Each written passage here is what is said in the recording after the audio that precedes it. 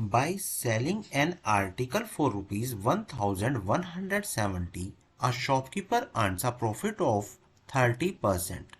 Find the CP of the article. आपको cost price find out करना है। तो देखिएगा कॉस्ट प्राइस क्या होती है, इसको आप समझिए कि अपने आप को सबसे पहले शॉपकीपर एज्यूम कर लीजिए कि आप शॉपकीपर हैं और आप कोई पेन परचेज करके लाते हैं। लाइक आपने वो एक पेन को परचेज किया है ₹8 में और आप उसको सेल कर देते हो ₹10 में। मतलब आप जो खरीद के लाए हो ना ₹8 का एक पेन, उसको हम बोलते हैं सीपी, कॉस्ट प्राइस। और जो आपने सेल किया है इसको हम बोलते हैं सेलिंग प्राइस। अब देखिएगा कि आप कम अमाउंट में खरीद के लाए हैं और ज़्यादा अमाउंट का आपने उसको सेल कर दिया है, इसका मतलब कि आपने प्रॉफिट गेन किया है। दैट्स मीन हम यहाँ पर क्या कह सकते हैं कि प्रॉफिट का एक फॉर्मूला आप यूज कर सकते हो, profit is equal to selling price minus cost price. इसी तरह से जो ये प्रॉफिट है, प्रॉफिट यहाँ पर कितना हो गया, ₹2 का हो गया। आप यहाँ पे प्रॉफिट परसेंट भी कैलकुलेट कर सकते हैं। तो प्रॉफिट परसेंट का भी फॉर्मूला हुआ करता है जो आपको ध्यान रखना है। प्रॉफिट परसेंट का फॉर्मूला होता है profit divide by CP multiply by 100। तो यहाँ पे अब हम इस क्वेश्चन को सॉल्व करते हैं इन्हीं फॉर्मूला की हेल्प से। तो सबसे पहले हमें जो गिवन है वो हम यहाँ पर नोट कर लेते हैं कि S P is equal to ₹1170 है हमारे पास और प्रॉफिट परसेंट है 30%। 30% आपको कैलकुलेट करना है कॉस्ट प्राइस को। तो सबसे पहले हम यही काम करेंगे कि जो कॉस्ट प्राइस है उसको एज्यूम कर लेते हैं कि let the cost price of the article is equal to ₹X। आपने उसको X एज्यूम कर लिया, कॉस्ट प्राइस को जो सीपी था। अब हमें प्रॉफिट अमाउंट कैलकुलेट करते हैं। प्रॉफिट अमाउंट क्यों कैलकुलेट करेंगे, क्योंकि हमें प्रॉफिट की हेल्प से हम सीपी को कैलकुलेट कर सकते हैं। तो प्रॉफिट अमाउंट क्या हो जाएगा उसको देखते हैं। यहाँ से यहीं से हम क्या करेंगे, फॉर्मूला जनरेट कर लेंगे। देखिएगा कि आपके पास प्रॉफिट है तो आप प्रॉफिट को अपने प्लेस पर रखिएगा, प्रॉफिट परसेंट को अपने प्लेस पर रखिएगा। सिर्फ आपको सीपी और 100 को ट्रांसपोज कराना है, तो multiply by CP divide by 100 हो जाया करता है और ये आपके पास प्रॉफिट अमाउंट का फॉर्मूला जनरेट हो गया। यहाँ पे हम इसी फॉर्मूले की हेल्प लेंगे, लिख लेते हैं profit amount is equal to, मैं सेम वैल्यू लिख रहा हूँ जो सेम फॉर्मूला है, फिर उसके पास उसकी वैल्यूज को यहाँ पर पुट कर देंगे। यहाँ पे हमने लिख दिया profit percent multiply by CP divide by 100। देखिए प्रॉफिट परसेंट कितना है, 30% है, मतलब यहाँ पर मैं 30 लिख सकता हूँ। मल्टीप्लाई बाय सीपी को मैंने अभी भी एज्यूम किया है विच इज ₹X, तो मैंने यहाँ पर X ले लिया डिवाइड बाय 100।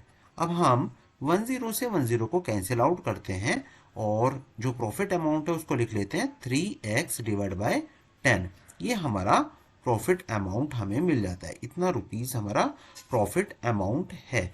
मतलब अगर मैं जो सेलिंग प्राइस की बात करूंगा, देखिएगा कि यहाँ पर एसपी है, यहाँ पर सेम एज में यहाँ पर एसपी का भी फॉर्मूला जनरेट कर दूंगा।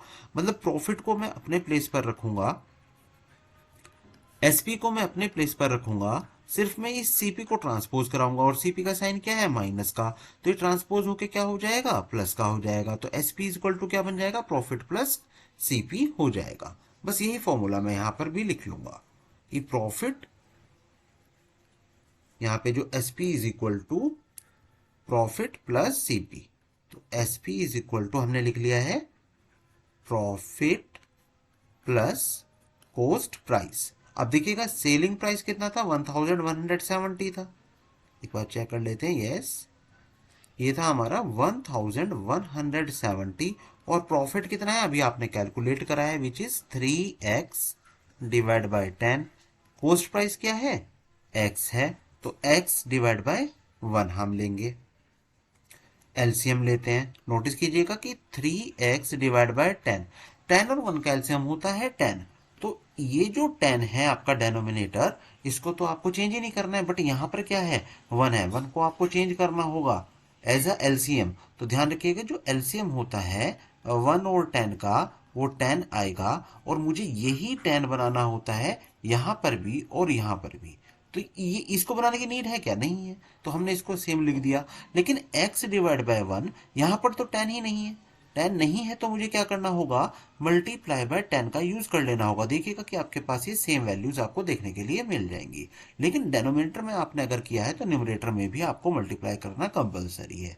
यही आपका जो है यहाँ पर ये एलसीएम लेके आप इसको सॉल्व किया करते हैं।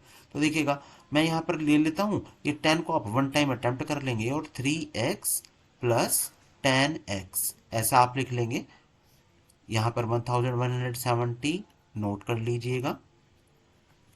1170 is equal to 3x plus 10x होते हैं 13x डिवाइड बाय 10। अभी हम करेंगे x को यहीं पे रख लेते हैं और 10 और 13 को ट्रांसपोज करा लेंगे, तो 1170 मल्टीप्लाई बाय 10 डिवाइड बाय 13 और 9 3 टाइम्स 27, 9 1 टाइम्स 9 और 2 11, ये आपका जो है 90 टाइम्स ये हो जाएगा सिंप्लीफाई। तो 90 और 10 को मल्टीप्लाई आप जब कराएंगे तो रिजल्ट मिलेगा आपको 900। किसकी वैल्यू मिलेगी, ये x की, और x क्या था, x को आपने एज्यूम किया था एज अ सीपी। तो आप यहां पर लिखेंगे therefore coast price of article, coast price of article is ₹900। ये आपका क्वेश्चन सॉल्व हो जाता है।